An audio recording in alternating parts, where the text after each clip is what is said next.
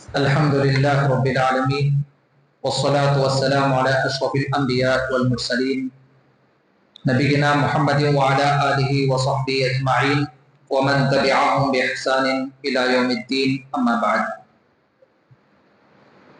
محترم حضرات، خواتین اسلام، انشاءاللہ آج کے درس میں آپ کی خدمت میں 18ویں پارے کے چند مضامین پیش کیے جا رہے ہیں. دعا ہے کہ اللہ رب العزت ہم تمام لوگوں کو، مشکلنے والے کو اور آپ سننے والوں کو جو بھی باتیں کہی اور سنی جاتی ہے عمل کرنے کی توفیق عطا فرمائے، آمین. 18ویں پارے میں 3 صورتیں بیان ہوئی ہیں: سورۃ المؤمنون، سورہ نور اور سورہ فرقان کا شروع کا حصہ. 18ویں پارے کے شروع میں اللہ تبارک و تعالیٰ نے کامیاب ایمان والوں کی صفات بیان کی. قد افلح المؤمنون، اللہ سبحانہ و تعالیٰ فرماتے ہیں کہ یقیناً وہ مومن، وہ ایمان والے کامیاب ہو گئے. کیا ہم سب کو کامیابی چاہیے کہ نہیں چاہیے؟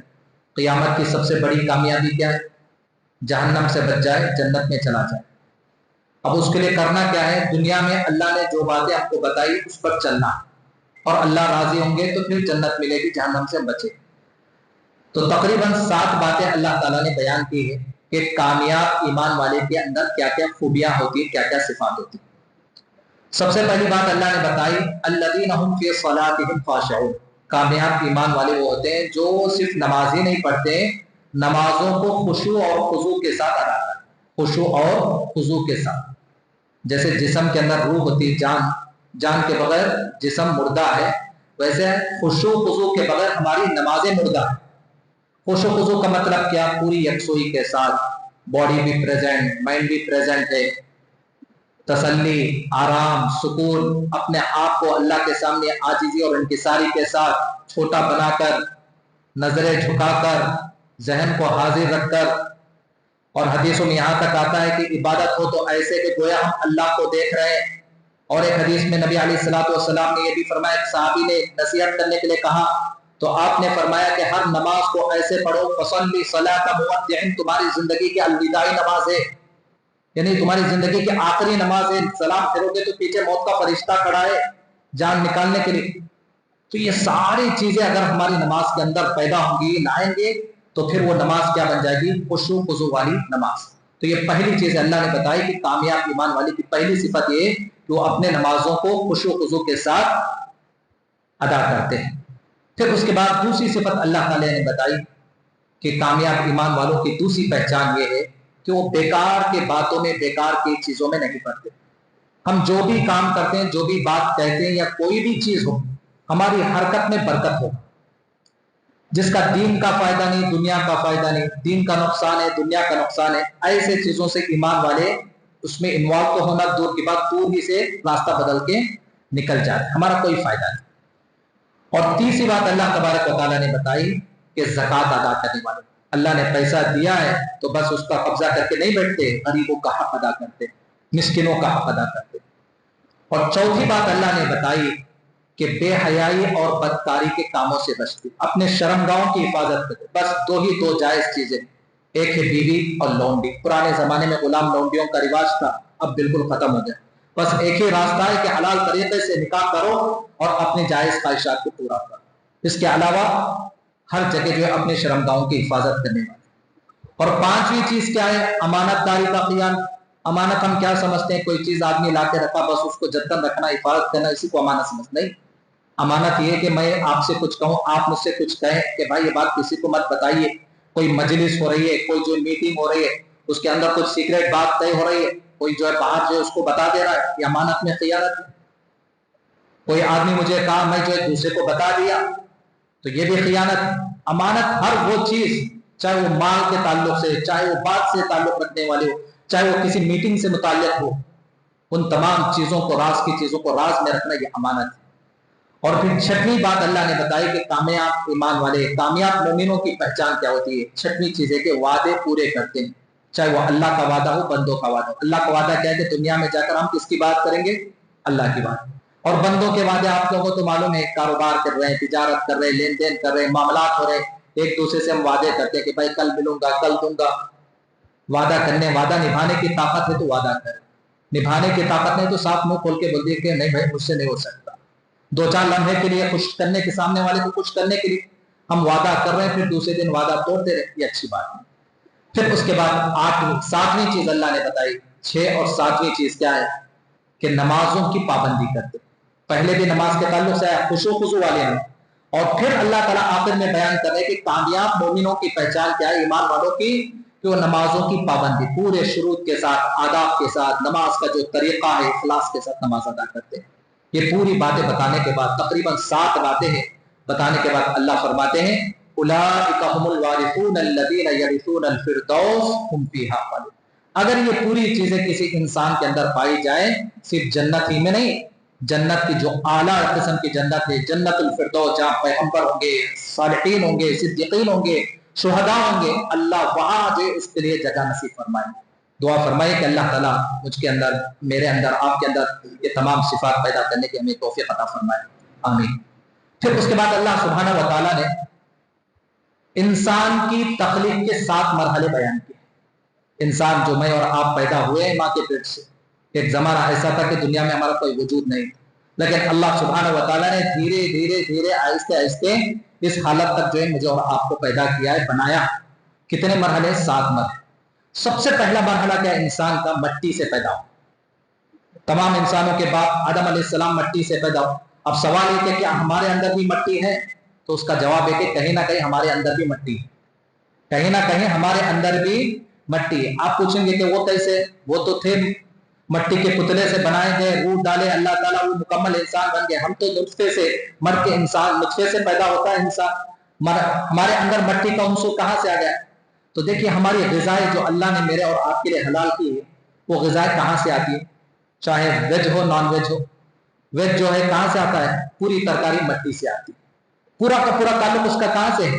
वेज का, तरकारियों का मट्टी से। अच्छा, जो नॉन वेज है, जो बकरा, ये गाय, बैल, जो भी हम गोश्त खाते हैं, जितने भी अल्लाह ताला ने हमारे लिए ये इस तरह के जानवर हलाल किए, वो चीर फाड़ कर खाने वाले जानवर नहीं, वो भी क्या है? सब्सकोर होते, यानी मट्टी से उगने वाले घास फूस खाकर पलते हैं, परवरिश पाते हैं, तो उन्हीं को जो है ज़बाह करकर जो है उनका गोश्त खाते हैं। यानी कहीं ना कहीं हमारा ये जिस्म जो परवरिश पा रहा है, चाहे वेज खाए या नॉन वेज खाए, कहीं ना कहीं अल्लाह सुब्हानहू व तआला ने हमारे बाप को भी मट्टी से पैदा किया है, और हमारे अंदर भी कहीं ना कहीं मट्टी का उनसुर रखा है। ये पहली चीज है, इंसान की तख्लीक है मट्टी से। और दूसरी चीज क्या? नुत्फा, मनी का कतरा, जो इंसान के शर्मगाह से टपकता है मादर रहम में, ये दूसरा है। और ये कितने दिन तक टिकता है? 40 दिन तक अपनी हालत पे रहता है। फिर 40 दिन के बाद ये नुत्फा, ये मनी का कतरा दूसरी शक्ल इख्तियार कर लेता है, वो खून का लौथड़ा, जमा हुआ खून, जमा हुआ खून। ये तीसरा मरहला, ये तीसरा मरहला है, जमा हुआ खून। फिर वो 40 दिन तक वैसे ही रहता है। फिर उसके बाद ये जमा हुआ खून गोश्त का टुकड़ा बनता है। मैं आपको सिर्फ उर्दू में समझा रहा हूं, वरना जो अरबी जो अल्फाज अलग है, अरबी अल्फाज जो कुरान के अल्फाज अलग है, मैं आपको उर्दू में बता रहा हूं आसान जुबान। चौथा मरहला है, तीसरा मरहला जमा हुआ खून, और चौथा मरहला है गोश्त का टुकड़ा। अब कितने दिन हो गए? 120 दिन, 30, 40 दिन, 40, 40, 120 दिन, यानी 4 महीने मुकम्मल। अब 4 महीने के बाद फरिश्ता हाजिर होता है, रूह डालता है, फिर उसके बाद जो भी तब्दील की बातें होती है वो लिखी जाती है। अब यहां तक जो है मरहला होगा। फिर उसके बाद है 5वां मरहला। अब ये जो गोश्त का टुकड़ा है, आपको पता है कि इंसान सिर्फ गोश्त का टुकड़ा है, तो ना आप बैठ सकते हैं, ना मैं बैठ सकता, ना खड़े हो सकते, ना चल सकते। सांप की हालत होती है, सांप देखेंगे पूरा जो गोश्त का टुकड़ा ही होता है, वैसे हमारी हालत हो जाती है। लेकिन अल्लाह ने हमें इतना खूबसूरत बनाया कि हमारे अंदर हड्डियों का ढांचा पैदा किया। ये क्या है? 5वां मरहला। और 6वां मरहला क्या है? अब जरा सोच के देखो कि ऊपर की पूरी चमड़ी निकाल दी जाए, सिर्फ हड्डियों का ढांचा है, तो इंसान कितना जो है बदसूरत नजर आता है। 6वां मरहला है कि इन हड्डियों के ढांचों के ऊपर अल्लाह ने मजल पैदा किए, गोश्त पोस्ट पैदा की। फिर 7वां मरहला यह कि इंसान तो कंप्लीट तैयार हो गया, गोरा बनेगा, काला बनेगा, फैट वाला बनेगा, कसरत बनेगा, मोटा ताजा होगा कि दुबला पतला होगा। ये 7वां मरहला है। या फिर जो है माँ की शक्ल इख्तियार करेगा, बाप की शक्ल, या नाना पे जाएगा, दादा पे जाएगा। ये सारा क्या है? 7वें मरहले में जब बच्चा बाहर आता है मुकम्मल तैयार होकर, ये 7वां। ये 7 मरहले जो है कुरान मजीद में अल्लाह ताला ने बताए हैं کہ یہ انسان کی تخلیق کے مراحل، انسان کی پیدائش کے مراحل۔ پھر اس کے بعد آگے اللہ تعالیٰ فرماتے ہیں فتبارک اللہ احسن الخالقین، اللہ رب العزت جو برکت والی ذات ہے وہ بہترین پیدا کرنے والے، کوئی ہے انسان دنیا میں ایسا پیدا کر سکے۔ پھر اس کے بعد اللہ تعالیٰ نے ایک درخت کا ذکر کیا، وَشَجَرَةً تَخْرُجُ مِن طُورِ سِيْنَاءَ تَنبُتُ بِالدُّهْنِ وَصِبْغٍ لِّلْآكِلِينَ، دنیا میں ایک درخت ہے جو کہاں اگتا ہے؟ طور سینا، جہاں حضرت موسیٰ علیہ السلام کو طور دیا، جہاں پر تورات دی گئی، جہاں پر حضرت موسیٰ علیہ السلام اللہ سے بات کیے تھے، جس کو پورا فلسطین یا ملک شام کا علاقہ کہا جاتا، وہاں پر کچھ درخت اگتے ہیں جس کا پھل کا نام ہے زیتون، والتین والزیتون۔ قرآن مجید میں اللہ سبحانہ و تعالیٰ نے اس پھل کی قسم کھائی، مارکیٹوں میں اس کا جو تیل بھی ملتا ہے، بازاروں بڑا جو ہے قیمتی تیل ہے، بڑا جو ہے مبارک تیل ہے، نبی علیہ السلام نے جو بتایا ہے کہ اس کا تیل اور اس کا جو پھل جو ہے انسان کے لیے بہت ہی بابرکت ہے، مفید ہے، تو اللہ تعالیٰ نے اس کا بھی جو ہے ذکر کیا ہے۔ پھر اس کے بعد اللہ سبحانہ و تعالیٰ نے کچھ قوموں کا ذکر کیا، اس سے پہلے بھی درسوں میں آ گیا، قوم نوح اللہ نے پانی سے جو ہے ان کو ہلاک کیا، قوم عاد اللہ نے ان کو تیز ہواؤں کے ذریعے ہلاک کیا، قوم شعیب اللہ نے ان کو آگ کے ذریعے، زلزلہ بھی آیا تھا اور اسی طرح چیخ کے ذریعے بھی، اور ایک بادل آیا ان کے اوپر، اس کے اندر آگ کے شعلے برسنے لگے آگ کے ذریعے۔ اب یہ تینوں چیزیں دیکھیے انسان کے لیے زندگی میں ضروری ہے کہ نہیں؟ پانی کے بنا انسان جی سکتا ہے؟ نہیں جی سکتا۔ ہوا کے بنا انسان جی سکتا ہے؟ نہیں جی سکتا۔ آگ انسان کے لیے ضروری ہے کہ نہیں؟ ٹھنڈ سے بچنے کے لیے، غذا بنانے کے لیے، کھانا بنانے کے لیے، یہ تینوں انسان کے لیے بنیادی ضرورت ہے۔ اگر انسان جو ہے اس اللہ رب العزت کی ناشکری پر اتر جائے، انہی تین نعمتوں کو اللہ تعالیٰ عذابوں میں بدل دیتے۔ وہ نعمتیں انسان کے لیے تب تک نعمت ہے، جب تک نعمت ہے جب انسان اللہ کا شکر گزار بندہ بن کر جیتا ہے، تو نعمتیں انسان کے لیے نعمتیں ہیں، ورنہ انہی نعمتوں کو اللہ کس میں بدل دیں گے؟ عذابوں میں بدل دیں گے۔ جیسے نوح علیہ السلام کی قوم برباد ہو گئی، شعیب علیہ السلام کی قوم برباد ہو گئی، قوم عاد جو ہے برباد ہو گئی۔ تو پتہ کیا چلا کہ جو بھی نعمتیں اللہ تعالیٰ کی قدردانی کرنی چاہیے، اللہ کا شکر ادا کرنا چاہیے۔ جب بارش ہوتی تو نبی علیہ السلام اللہ سے دعا پڑھتے تھے، اللہم صیبا نافعا، اللہ یہ بارش کے جو قطرے ٹپک رہے، بارش ہو رہی، اس کو فائدہ مند بنا دے، کیونکہ یہی بارش زیادہ بن جائے تو سیلاب بن جاتی۔ پھر اس کے بعد اللہ سبحانہ و تعالیٰ نے پیغمبروں سے کہا، یا ایھا الرسل کلوا من الطیبات واعملوا صالحا انی بما تعملون علیم۔ اللہ تعالیٰ کہتے کہ اے رسولو، اے پیغمبرو، حلال روزی کھاؤ اور اچھے کام کرو۔ کس سے کریں؟ پیغمبروں سے۔ حلال روزی کھاؤ پھر نیک کام کرو، دونوں بازو بازو اللہ نے ذکر کیے۔ مطلب کیا کہ ہماری نمازیں، یہ عبادتیں، یہ روزے، یہ دعائیں اللہ کے ہاں اسی وقت قبول ہوں گی جب ہماری روزی روٹی کمائے حلال ہوتی ہے، حرام خوری سے ہم بچیں گے۔ پھر اس کے بعد اللہ سبحانہ و تعالیٰ نے بتایا کہ اللہ کے نیک بندے کون ہوتے ہیں، کہ وہ صدقہ کر بھی، خیرات کر بھی اللہ سے ڈر رہے ہوتے ہیں کہ ہمارا صدقہ اللہ کے یہاں قبول ہوا کہ نہیں۔ والذین یؤتون ما آتوا وقلوبهم وجلۃ انہم الی ربہم راجعون، جب یہ آیت اتری تو حضرت عائشہ رضی اللہ تعالیٰ عنہا جو نبی کی بیوی ہے، نبی علیہ السلام سے پوچھا کہ اللہ کے رسول یہ آیت اللہ کیا کس کے بارے میں؟ چوروں کے بارے میں، زانیوں کے بارے میں، جھوٹ بولنے والوں کے بارے میں، کیا ان کے بارے میں اللہ تعالیٰ یہ آیت نازل کیے؟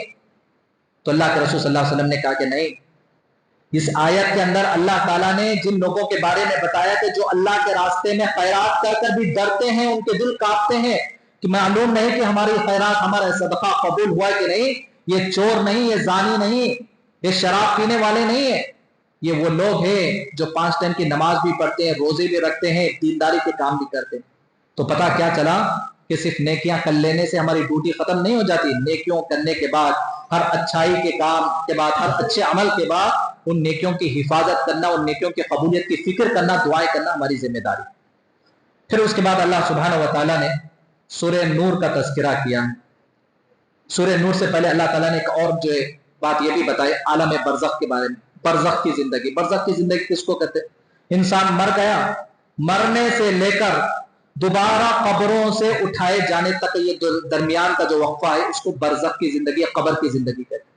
اب وہ زندگی کیسے ہے؟ یہ دنیا کی زندگی سے بالکل الگ ہے۔ اس کے تمام چیزوں پر، غیب کی تمام چیزوں پر ہمارا یقین رکھنا ضروری ہے۔ بہت سارے لوگ مسلمانوں میں، غیر تو چھوڑیے، بہت سارے مسلمان عقل پر ہر چیز کو عقل سے تولتے، ہر چیز کو جو ہے अकल से समझने की कोशिश करते, कहते कि वो कैसे हो सकता है, इंसान को ले जाके दफन कर दिया गया, उसको कैसे जो फरिश्ते बिठाते हैं, कैसे सवाल जवाब पूछते हैं, हो गया सब खत्म। मेरे भाई ये जिंदगी है ही नहीं, ये दुनिया की जिंदगी अलग। मैं और आप जहां बैठे हैं, जहां सांसें ले रही है, दुनिया की जिंदगी। जो आदमी मर गया, उसकी रूह कब्ज हो गई, दुनिया के हिसाब से तो मर गया है, लेकिन वहां से उसकी एक नई जिंदगी शुरू हो रही। वो कौन सी है? बरज़ख की जिंदगी। वहां क्या हो रहा है हमको पता नहीं, यहाँ क्या हो रहा है वहां के लोगों को पता नहीं। जिसे उलमा इकराम एक बड़ी अच्छी मिसाल देते हैं। एक आदमी जागा हुआ है, एक आदमी सोया हुआ है। सोया हुआ आदमी ख्वाब देख रहा है, जागने वाले को पता कि क्या ख्वाब देख रहा है, अच्छा ख्वाब देख रहा है कि डरावनी ख्वाब देख रहा है। और बाजू बैठ के मोबाइल खेलता बैठा है, सोने वाले को पता कि क्या देख रहा है। हालांकि दोनों जो इस दुनिया में है, बस जरी पोजीशन बदल गई कि वो जाग रहा है, ये सो रहा है, उसको इसका पता नहीं, इसका जो उसको उसका पता नहीं। तो फिर जो कैसे जो कब्र वाली जिंदगी को, बरज़ख की जिंदगी को हम जो है मालूम कर सके, वो गैब की जिंदगी है। वहां पर हर इंसान जिंदा है, हर इंसान। पैगंबर भी जिंदे हैं और बड़ा सा बड़ा फिरौन भी जिंदा है, लेकिन जो पैगंबर नेक लोग होंगे, अच्छी जिंदगी गुजार रहे होंगे, और जो काफिर होंगे, मुशरिक होंगे, नाफरमान होंगे, वो भी जिंदा है, लेकिन वो क्या है? जहन्नम वाली जिंदगी गुजार रहे हैं। फिर उसके बाद अल्लाह ताला ने सूरह नूर का तस्करा किया 18वें पारे में, और एक सूरत है सूरह नूर। नूर के माने क्या? रोशनी, लाइटिंग, रोशनी को कहते हैं। इसमें जो अल्लाह ताला ने जिना की सजा बताई, जिना, बदकारी, बगैर शादी के जो इंसान मुंह से जो है औरत से गलत ताल्लुकात कायम करता है, कहा कि अगर गैर शादीशुदा इसका निकाह नहीं हुआ है, अगर वो जिना करता है तो उसके लिए 100 कोड़े। और अगर वो शादीशुदा होने के बावजूद उसके पास जो है अपनी ख्वाहिशात पूरी करने का जो रास्ता है, जायज रास्ता, लेकिन इसके बावजूद जो है वो दूसरी जगह मुंह डालता है, दूसरी जगह अपना मुंह काला करता है, तो ऐसे आदमी के लिए संसार किया जाएगा, यानी उसको जमीन में आधा दूर धंसाकर उसको पत्थरों से मार के खत्म किया जाए। आप सोच रहे होंगे इतने खतरनाक सजा 2025 में हम जी रहे हैं, ये सारी पुरानी बातें हैं। मेरे भाइयों, ये अल्लाह का कलाम है। अल्लाह रब्बुल इज्जत कई माओं से ज्यादा रहम करने वाले। हम क्या होते हैं? जाहिर में देख के रहम करते हैं, फिर वो हमारे मिजाज के खिलाफ कोई इंसान काम करने लगे तो अल्लाह तो ये बराबर रखा बोलते कि नहीं बोलते? पहले ऊपर रहम करने का तरस, खाने का तरस खा लेते, बाद में कुछ सामने वाला हरकत किया तो पीछे क्या बोलते हैं? अल्लाह तो ये बराबर रखा। लेकिन वो अल्लाह रब्बुल इज्जत हमारी हर हरकत से जो बाखबर है, हर चीज को देख रहे, कई माओं से ज्यादा अल्लाह ताला हम पर रहम करने का।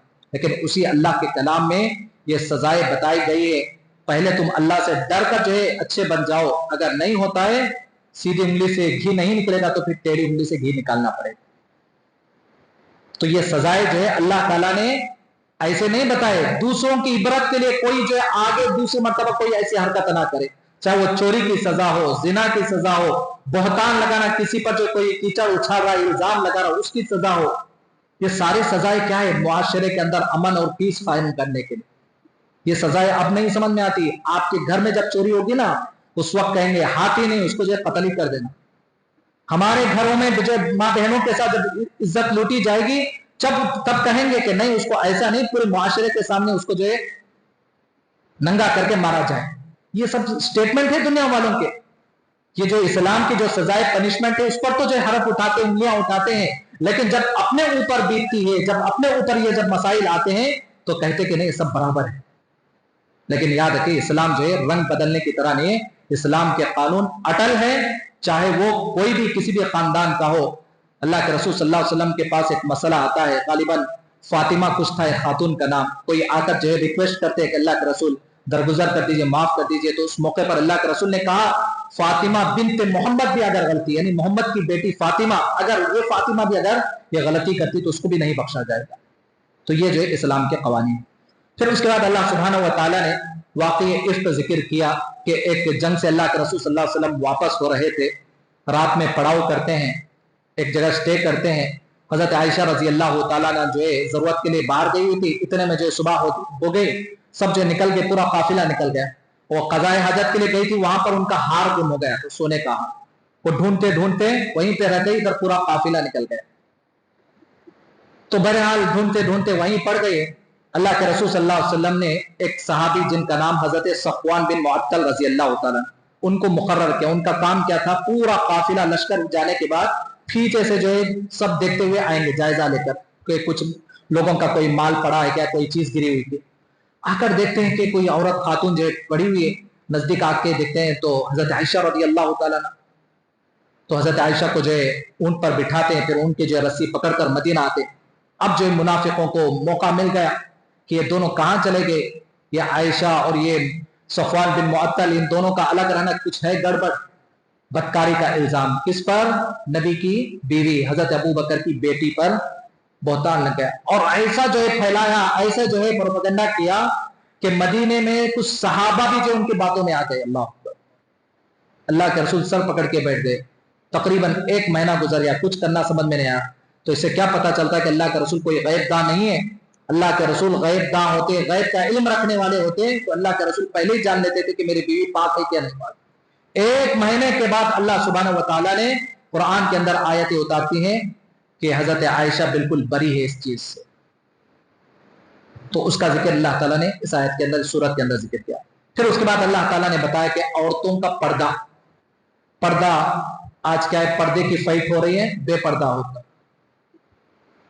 दुश्मन जब हमारे बहनों पर पर्दे का अफवाह उठाया, पर्दे के खिलाफ जब आवाजें उठी, तो पर्दे के ताल्लुक से जब बात आ रही तो बेपर्दा होता। पर्दा क्या है? सिर्फ निकाब लगा लेना या बुर्का पहन लेना नहीं।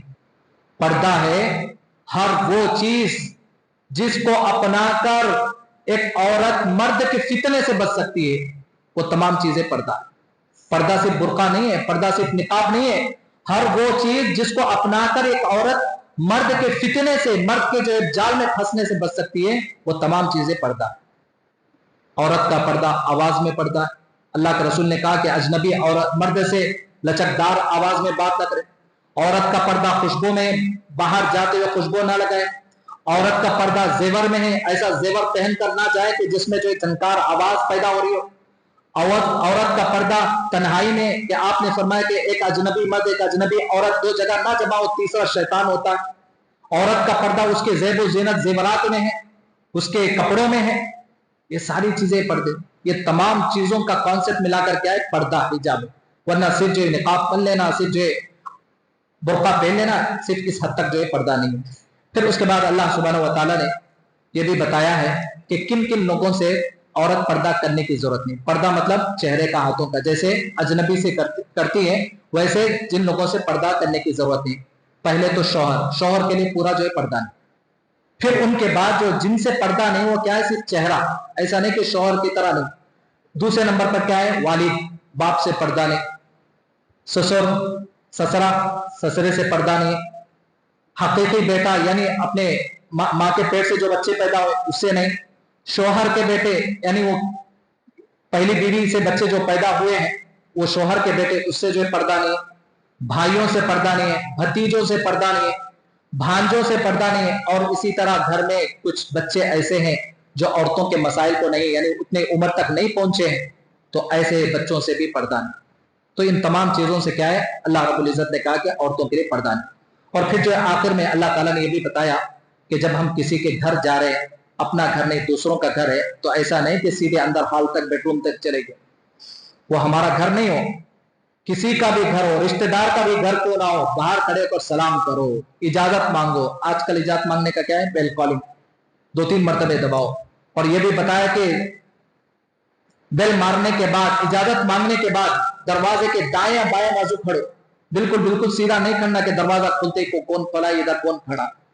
और यह भी बताया गया कि अगर कोई घर के अंदर से पूछने के कौन हो, तो यह नहीं कहना कि मैं आया हूं, बल्कि अपना नाम बताना है। सुबह से शाम तक 200 लोग आते जाते रहते, अपना नाम बताना कि मैं फुला साहब का बेटा या मैं फुला जो है। तो ये सारे जो है आदाब बताए गए। और फिर जो है सूरह फुरकान है, जो इस पारे के अंदर अल्लाह ने जिक्र की। सूरह नूर के बाद फुरकान के माने हैं हक और बातिल के दरमियान फर्क करने वाली चीज। ये फुरकान जो है कुरान मजीद के नामों में से एक नाम है।